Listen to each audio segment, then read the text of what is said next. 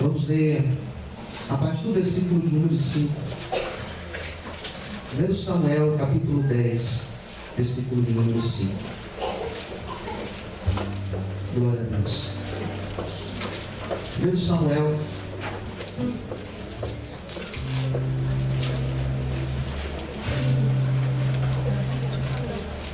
Josué, Juízes, Ruth, Samuel. Primeiro e segundo Samuel, depois primeiro e segundo Reis.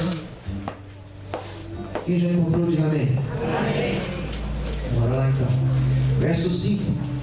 Então virás ao outeiro de Deus, onde está a guarnição dos filisteus, e há de ser que entrando ali na cidade, encontrarás os anjos de profetas, que descem do alto, e trazem diante de si saltérios, tambores, flautas, harpas, e profetizarão.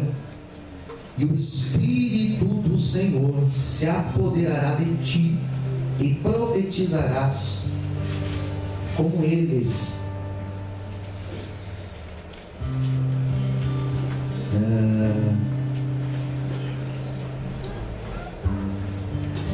Versículo 6. Vamos lá. O Espírito do Senhor se apoderará de ti, e profetizarás como eles, e te mudarás em outro homem. E há de ser que quando estes sinais te vierem, faze o que achar a tua mão, porque Deus é contigo.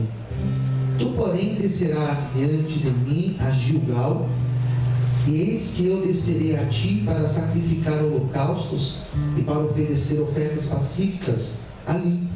7 dias esperarás até que eu venha a ti e te declares o que há de fazer. Sucedeu, pois, que virando ele as costas para partir de Samuel, Deus lhe mudou o coração em outro. E todos aqueles sinais aconteceram naquele mesmo dia. Chegando eles ao outeiro, eis que um rancho de profetas lhes saiu ao encontro, e o Espírito de Deus se apoderou dele, e profetizou no meio deles. E aconteceu que, como todos os que antes o conheciam, viram que eis que com os profetas profetizavam. Então disse o povo, cada um ao seu companheiro: que é o que sucedeu ao filho de Quis? Está também Saul entre os profetas? Amém. Vamos orar? Senhor, fale conosco esta manhã e dê essa palavra aos nossos corações.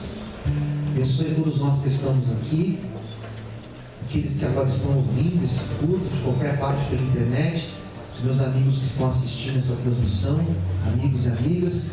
Que o Teu Espírito fale com todos nós. Usa-me, Senhor, em nome de Jesus. Amém. Já aplaudiu o Senhor? Glória a Deus.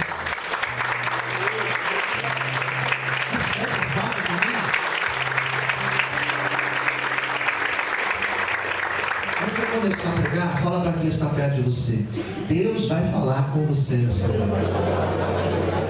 Agora fala assim: olha, não me atrapalhe ouvir a palavra de Deus.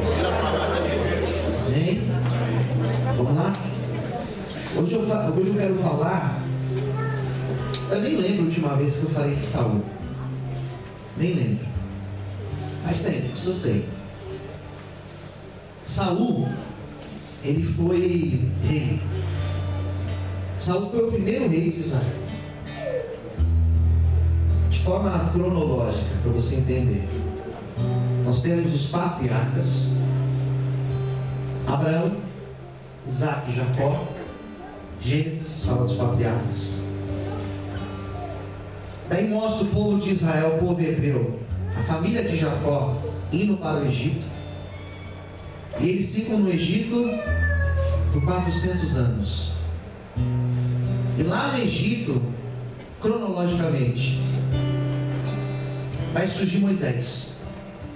Então você vai entender assim: Gênesis fala de Abraão, Isaac e Jacó. Êxodo em diante fala de Moisés. Êxodo, Levíticos, Números, Deuteronômio. No último capítulo de Deuteronômio morre Moisés. Daí surge Josué. Então, cronologicamente, Abraão, Isaac e Jacó, Moisés, foi de Moisés e Josué. Então, os grandes líderes da nação de Israel, Moisés, o libertador, Josué, aquele que conquista a terra prometida.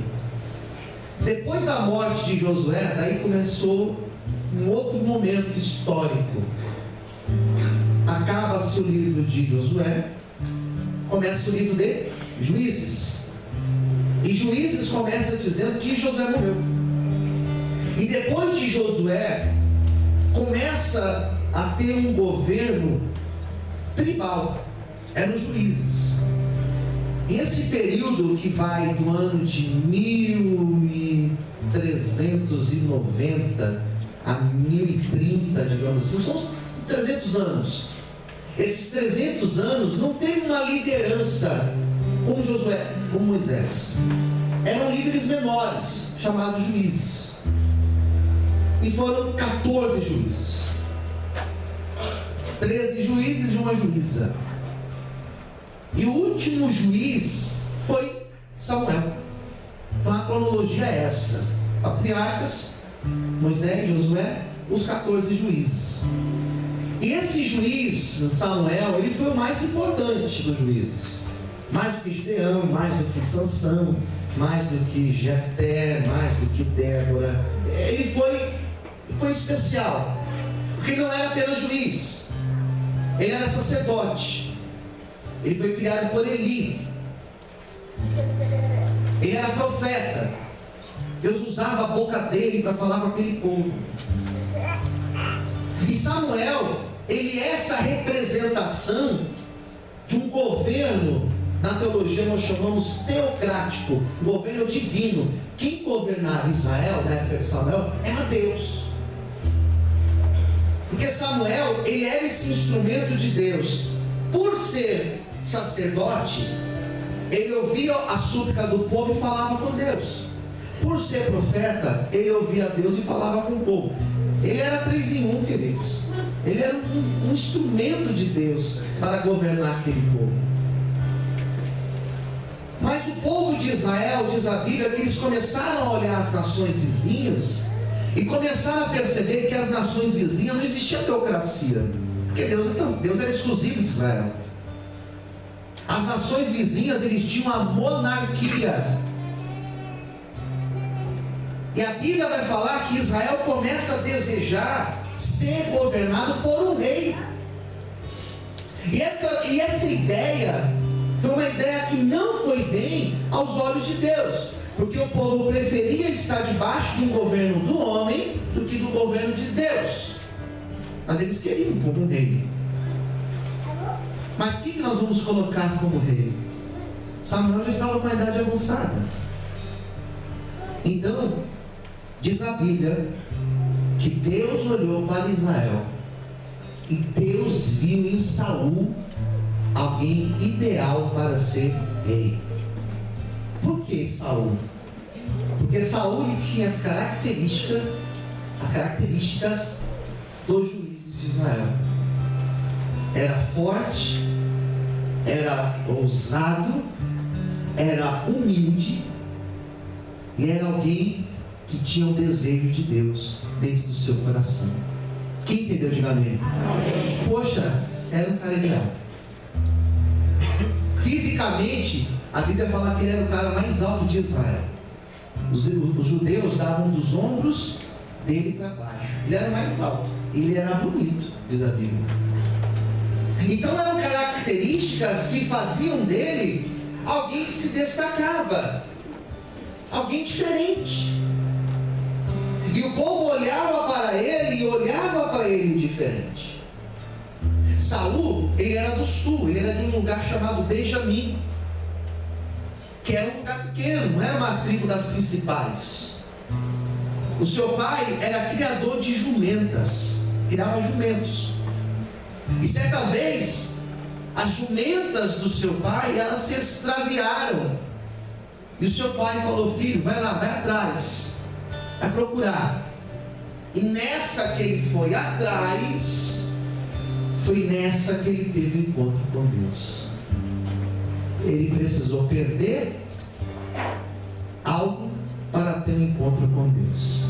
Diga para quem está ao seu lado assim: às vezes nós precisamos perder algo para ter um encontro com Deus. Às vezes perde emprego, né? Às vezes perde alguém, às vezes perde algo na vida, às vezes perde um carro, uma casa, às vezes perde algo importante, mas o encontro com Deus acontece. Amém? Você pode glorificar o Senhor por isso? Você pode aplaudir a Deus por isso? Aleluia! Ele vai atrás. E nessa que ele foi atrás, disseram para ele: ó, tem um camarada aí que pode te ajudar. Ele é Samuel. Samuel, ele é um profeta. Vai lá pedir ajuda para ele. Deus pode revelar para ele onde as jumentas foram parar. Será que ele pode me ajudar? Pode, vai atrás dele. Então eu vou atrás de Samuel. E diz a Bíblia que ele foi atrás de Samuel para pedir ajuda por causa das jumentas. E quando ele chegou para falar com Samuel, Samuel já tinha orado e Deus já tinha falado com ele quem seria o rei de Israel. Seria alguém de Benjamim. Aleluia. Daí chega lá Saul para falar com Samuel: tudo bem? Fiquei sabendo que o senhor é um vidente, é um profeta. Me ajuda. Meu pai, ele perdeu as jumentas. Eu estou atrás das jumentas. Samuel falou assim: fala uma coisa, de onde que você vem? Eu venho de Benjamim. Opa! Benjamim? E na hora o Espírito testificou no coração dele: é esse camarada aí que você vai ungir. Aleluia. Posso ver amém? É ele que você vai ungir. Daí Samuel olha para ele e fala assim: ó, não se preocupa referente às jumentas do seu pai não, porque isso vai dar tudo certo, fica tranquilo, elas vão aparecer, mas você vai descer até o rancho dos profetas. Rancho dos profetas era uma escola de profetas. Rancho de profetas era um lugar onde um profeta mais experiente ensinava os menos experientes. Isso se chama discipulado hoje em dia, né? Tem gente que não gosta de discipulado, não pode aprender, tem que aprender. Ó, você vai descer lá, e quando você estiver no meio deles, o Espírito que está com eles, esse Espírito vai envolver você também. Aleluia. E você nunca mais será o mesmo. Aleluia. Porque onde o Espírito de Deus age, a pessoa nunca mais é a mesma. Diga assim para a pessoa que está ao seu lado, diga assim: nessa manhã, o Espírito Santo, ele vai tocar na tua vida. Diga assim: não seremos mais os mesmos. Posso ouvir amém? Mas você mesmo. Porque Deus tem uma obra na tua vida. Já ouviu essa expressão? Deus tem uma obra na tua vida. Deus tem uma obra na tua vida. Deus vai te usar para governar Israel. Mas eu não. Sou de Benjamim, eu sou de uma riba, eu sou de uma família pobre. Meu pai queria jumento, como que pode? Mas é você o escolhido. Aleluia. Eu começo a perceber, queridos, que por mais que Saul fosse alto, fosse bonito, fosse alguém corajoso, alguém valente, por mais que ele tivesse essas características, eu começo a perceber pela fala de Saul que ele era um homem ele tinha tudo para dar certo. Pregar sobre Saul não é fácil, porque Saul não é um modelo ideal. A gente sabe que depois ele se perde. Mas Saul, ele tinha tudo para ser ideal. Ele tinha o principal, ele tinha a graça de Deus sobre a vida dele. Meu Deus. Ele era comum. Mas Samuel já deixou a dica para ele: você é comum, é verdade. Mas na hora que a unção de Deus tocar na tua vida, na hora que você estiver no meio dos profetas, você vai encontrar eles tocando pandeiro, tocando flauta, louvando a Deus. Na hora que você entrar no meio deles, sabe o que vai acontecer? O Espírito que está com eles vai envolver você, aleluia, vai tocar em você. Você vai começar a profetizar e saltar e louvar como eles. Está pronto para isso? Você está pronto para isso? Eu não sei se estou pronto para isso, porque eu não sou ninguém. Coisa maravilhosa, irmãos. é quando nós estamos junto de pessoas que são de Deus. Coisa maravilhosa é quando nós caminhamos com pessoas de Deus. Coisa maravilhosa é quando nós estamos conversando com pessoas que são de Deus. Quando você está no meio de pessoas que não são de Deus, é perigoso você começar a falar, agir igual a eles, falar palavrão igual a eles, começar a ouvir as mesmas músicas que eles, começar a ter os mesmos hábitos que eles, virar fofoqueiro como eles. Mas se você começar a andar com homem de Deus, com mulher de Deus, mas gente de Deus de verdade, sabe o que vai acontecer? Você vira profeta, irmão. Você vira alguém de Deus. Sabe por quê? Porque a unção contagia. A unção, a graça, ela contagia. A glória de Deus contagia. Eu quero declarar nessa manhã que a glória de Deus vai tocar na minha vida e vai tocar na tua vida, e você será cheio da glória. Você pode glorificar o Senhor por isso. Aleluia.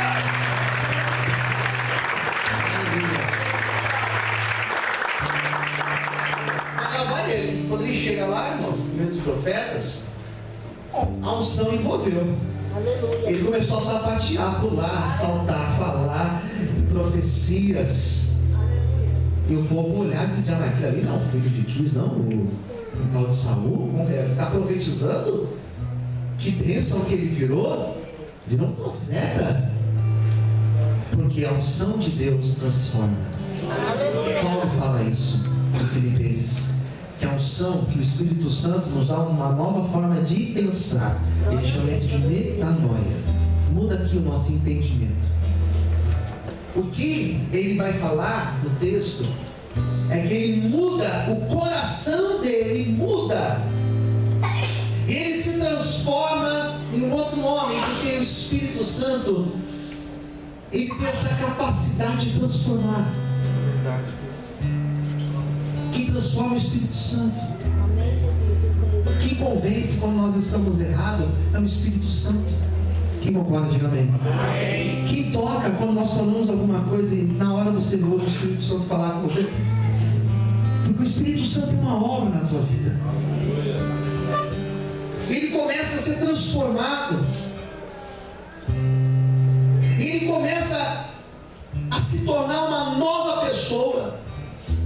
Fala para quem está ao seu lado: a partir de hoje, nós seremos novas pessoas na presença de Deus. Ele é um exemplo de que alguém pode ser transformado. Ele é um exemplo. Ele é um exemplo de regeneração. Ele é um exemplo. Mas Saul é um exemplo de alguém que pode começar bem e terminar mal. Existem vários exemplos na Bíblia de pessoas que começaram mal e terminaram bem. Pedro começou mal, terminou bem. Paulo começou mal, terminou bem. Mas tem exemplos na Bíblia de homens que começaram bem e terminaram mal.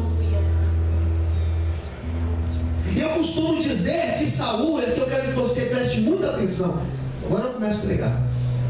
Ele se perdeu no meio do caminho. Ele estava indo bem. Ele foi ungido rei. E no meio do caminho, ele perde o foco. Quem está entendendo, diga amém. No meio do caminho, ele saiu da direção. Nós já tivemos obreiros aqui na igreja, nas nossas outras igrejas também, que começaram bem, que quando chegaram na igreja, chegaram dispostos, que quando chegaram na igreja preocupados com a obra, e no meio do caminho perdeu o foco. Pastor, por que uma pessoa perde o foco? Meu irmão, por um monte de coisa, por um monte de situações. Quantas pessoas boas nós já perdemos porque deram ouvidos a conversas que não eram para dar ouvidos. Quem está entendendo, diga amém. É verdade, eu não tinha pensado por isso não, mas é assim mesmo, né? Podia ser assim, podia ser assado.